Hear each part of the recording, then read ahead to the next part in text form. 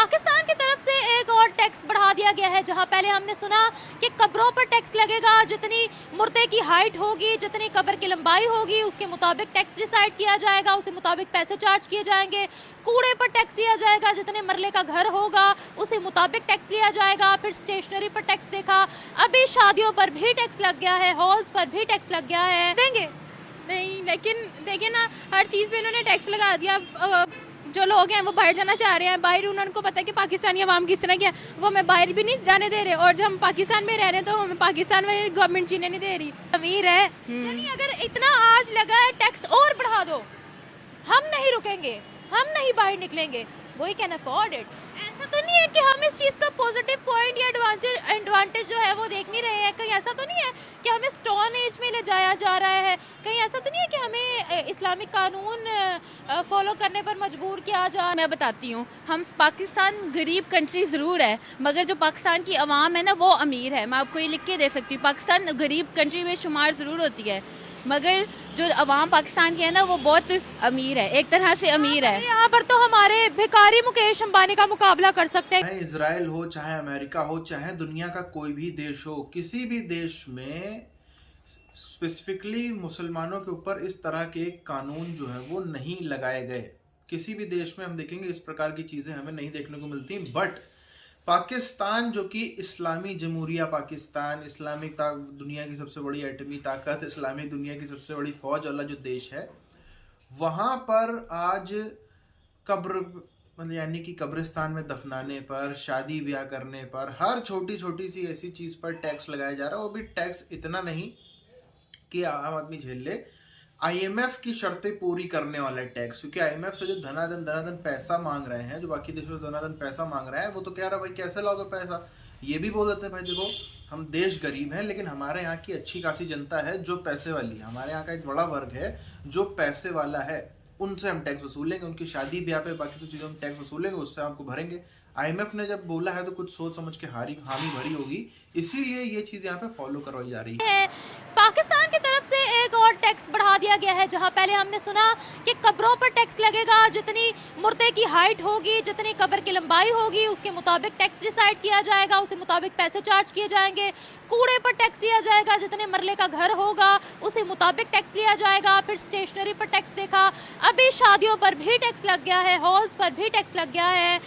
WHT यानी with holding tax 10% तक बढ़ा दिया गया है शादी हॉल्स का। उसके शादी के अंदर जितने खाने होंगे, जितनी खानों की तादाद होगी, उस पर अलग से टैक्स हो रहा है। चाहे वो टैक्सेस की बात हो या कुछ भी हो, मतलब शादियों पे टैक्स। शादियों में टैक्स तो है ही अजीब बात। शादियाँ तो रुकनी नहीं, वो तो होती ही होनी है और हो भी नहीं है। और मेरे ख्याल से कि ज़्यादातर आवाम को फ़र्क भी नहीं पड़ता इस चीज़ से, क्योंकि महंगाई सबके लिए बराबर नहीं है। जो अफोर्ड कर सकते हैं वो डेफिनेटली करते हैं, और जो नहीं कर सकते फिर वो अपना कोई देख लेते होंगे। अब तो मरना भी नहीं आसान, मरने के लिए भी 1-2 लाख चाहिए आपको। सांस बंद कर लोगे आप ताकि टैक्स ना पे करना पड़े, तो जहाँ दफनाना है वहाँ पर भी तो टैक्स है।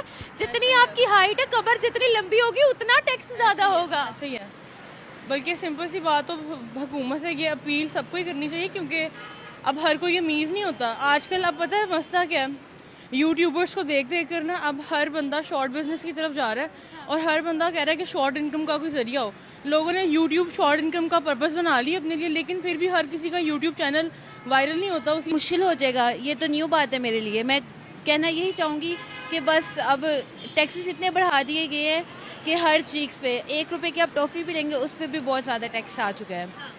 एक रुपए की आप टॉफ़ी भी लेंगे ना, उस पर भी टैक्स है।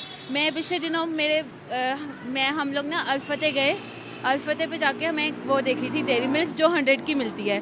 जो 100 वाली डेयरी मिल्क थी वो 150 की हुई है, और उसके ऊपर इतना उन्होंने टैक्स लगा दिया कि मैं परेशान हो गई। टैक्स से क्या हो गया है? अब स्टेशनरी टैक्स भी है, जो हम पेन वगैरह इस्तेमाल करते हैं, सब पे टैक्स है। सिर्फ सांस बचा हुआ है अभी तक, मुझे तो शायद सांस पर भी टैक्स आ जाए। नहीं, ऐसी कोई बात नहीं है, बस। और घर के कूड़े पे भी टैक्स है। हाँ, मेरे कूड़े वाले अंकल भी टैक्स लेते रहते हैं। हमने कभी देखा है कि इत्तेफाक में हम रहे हो अपने मुल्क के लिए कुछ करें? हमारे कॉलेज में इतनी पानी का मसला रहता है, कूलर वगैरह का मसला रहता है, लेकिन कोई इन्वेस्ट ही नहीं करता हमारी चीज़ों पे।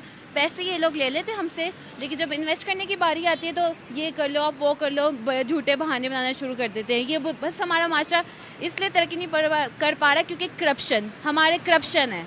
ऐसा तो नहीं है कि हम इस चीज़ का पॉजिटिव पॉइंट या एडवांटेज जो है वो देख नहीं रहे हैं? कहीं ऐसा तो नहीं है कि हमें स्टोन एज में ले जाया जा रहा है? कहीं ऐसा तो नहीं है कि हमें इस्लामिक कानून फॉलो करने पर मजबूर किया जा रहा है? मैं बताती हूँ, हम पाकिस्तान गरीब कंट्री ज़रूर है, मगर जो पाकिस्तान की आवाम है ना वो अमीर है। मैं आपको ये लिख के दे सकती हूँ, पाकिस्तान गरीब कंट्री में शुमार ज़रूर होती है, मगर जो आवाम पाकिस्तान की है ना वो बहुत अमीर है, एक तरह से अमीर है। यहाँ पर तो हमारे भिखारी मुकेश अंबानी का मुकाबला कर सकते हैं, इतना तो। ये जो आंटियाँ हमारे ब्रिज पे बैठी होती हैं, ये दिन का पता नहीं कितने कमा लेती हैं, बहुत कमा लेती हैं। हमारी $42 बिलियन की बैगिंग इंडस्ट्री होला ना ले। सही कह रही हैं। तो हम लोग अमीर हैं। यानी अगर इतना आज लगा है टैक्स और बढ़ा दो, हम नहीं रुकेंगे, हम नहीं बाहर निकलेंगे।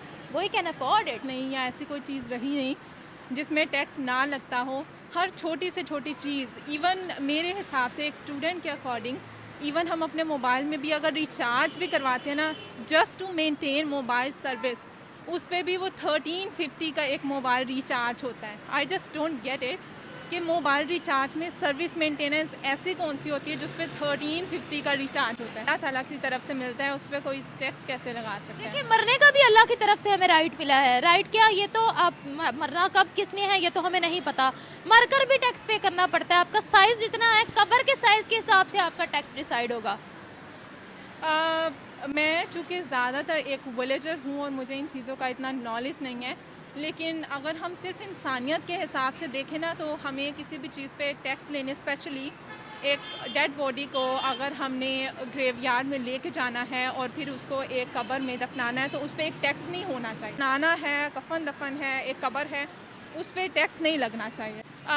बेसिकली प्रॉब्लम ये है कि पाकिस्तान में रिसोर्सेज हैं, बट प्रॉब्लम ये है कि हम और हमारी जो गवर्नमेंट है वो उन रिसोर्सेज को यूटिलाइज़ नहीं करती। जैसे इंडिया एग्रीकल्चरल सेक्टर में बहुत आगे है, आप उनकी मशीनरी देखिए और हमारी मशीनरी और वे ऑफ फार्मिंग और way the views in agriculture are very different. देंगे नहीं, लेकिन देखिए ना, हर चीज़ पे इन्होंने टैक्स लगा दिया। जो लोग हैं वो बाहर जाना चाह रहे हैं, बाहर उनको पता है कि पाकिस्तानी अवाम किस तरह की है, वो हमें बाहर भी नहीं जाने दे रहे, और जब हम पाकिस्तान में रह रहे हैं तो हमें पाकिस्तान में गवर्नमेंट जीने नहीं दे रही, तो अब हमें टैक्स तो देना पड़ेगा जीने के लिए। टैक्स, और मरने के लिए भी टैक्स देना पड़ेगा आपको। ये भी हमें मरने के बाद आपकी कब्र, आपका साइज जितना होगा, आपकी कब्र की जितनी हाइट होगी, उतना ही आपको टैक्स देना पड़ेगा। उस मुताबिक ही आपको टैक्स देना पड़ेगा। खुश ना हो कि जीते जी तो टैक्स देना है। कहीं हुकूमत हमें इस्लामिक तौर तरीके तो नहीं सिखा रही कि आप सिर्फ दो बोल दो, कबूल है, आपकी शादी हो जाएगी, या फिर अपने पर्सनल मफाद निकाल रहे हैं? नहीं, अपने पर्सनल मफाद निकाल रहे हैं क्योंकि इनको पैसा चाहिए।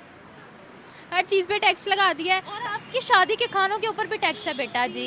हर चीज़ पे टैक्स है। अब बंदा जो है वो कहेगा कि मैं शादी पे 1 डिश रख लूँ, अब जितनी डिशेस रखेगा उसके ऊपर उसको टैक्स लगाना पड़ेगा। वो कहेगा कि निकाह पढ़ा लो, बात खत्म, वो शादी करेगा ही नहीं। बड़े बड़े फंक्शंस, अच्छा, फिर मतलब बड़े बड़े फंक्शंस एंड है पाकिस्तान में, इलीट है, तो वो हम अपने मफाद के लिए करें ना। तो पाकिस्तानी गवर्नमेंट भी नहीं, पाकिस्तानी जो अवाम है वो भी नहीं है चाहती कि हम अपने मुल्क के लिए कुछ करें। हर कोई अपना मफाद ही देखता है।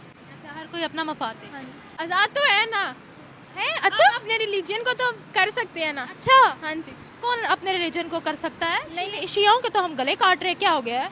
लेकिन देखिए ना, एक बंदी यहाँ छुप छुप के, तो यहाँ पे अपना कुछ कर सकता है, कोई कुछ नहीं कर सकता। पाकिस्तान के अंदर आज वो कानून लगाए जा रहे हैं जो अगर 47 में पता होता तो जिन्ना को भी पब्लिक जो है वो बाकायदा जूतों से पिटाई करती। जिन्ना ने ये चीज़ बताई थी 1947 और उसके पहले से ही पाकिस्तान बनेगा तो उसमें मुसलमानों के लिए बहुत अच्छा होगा, मुसलमानों के लिए ये होगा वो होगा। आज सच्चाई सबके सामने है।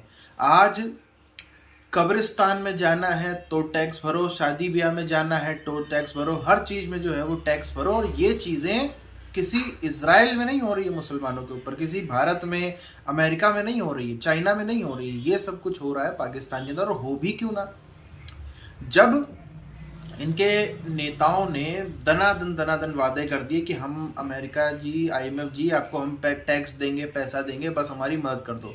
उन्होंने पूछा कहाँ से दोगे? इन्होंने साफ कहा कि भाई हमारी जो जनता है, जनता हमारी पैसे वाली है। हमारे देश की काफ़ी पैसे वाली का मतलब सब नहीं, मुश्किल से 10% इनकी जनता है। 10% में मैं देखो बढ़ा चढ़ा के ही बता रहा हूँ, जिसके पास में अच्छा पैसा है, और तकरीबन 2% तो ऐसी जनता है जिसके पास में बहुत अच्छा पैसा है। तभी आप देखो जो ये पाकिस्तानी दुनिया भर में मिलते हैं ना, ये इसी 10% के अंदर आएंगे जो थोड़ा अच्छे स्तर के मिलेंगे आपको दुनिया में। बाकी तो जो 90% वाले पाकिस्तानी, वो तो ड्राइवर, बाथरूम साफ करने वाला, ये सफाई कर्मी, इसी प्रकार के लोग आपको आउट ऑफ पाकिस्तान, यूरोप में, अमेरिका में, दुबई में, सब जगह मिलेंगे। तो ये जो तबका है 10% वाला, इसके पास में वाकई पैसा है, और ये शादियों में, बाकी सब चीज़ों में बहुत पैसे खर्च करता है। अब आप देखो, एक पिछले महीने की न्यूज़ थी, एक भिखारी की माता जी का जो है वो निधन हो जाता है, तो उसने ग्रैंड इवेंट रखा, हजारों लोग को बढ़िया बढ़िया किस्म का खाना खिलाया। भिखारी इतना जो है वो पाकिस्तान में 10% लोगों के पास में पैसा है। तो इसी का IMF जो है उसने कहा कि चलो तुम तो दोगे नहीं पैसा वापस, टैक्स से हम वसूल लेंगे और हम इस तरीके से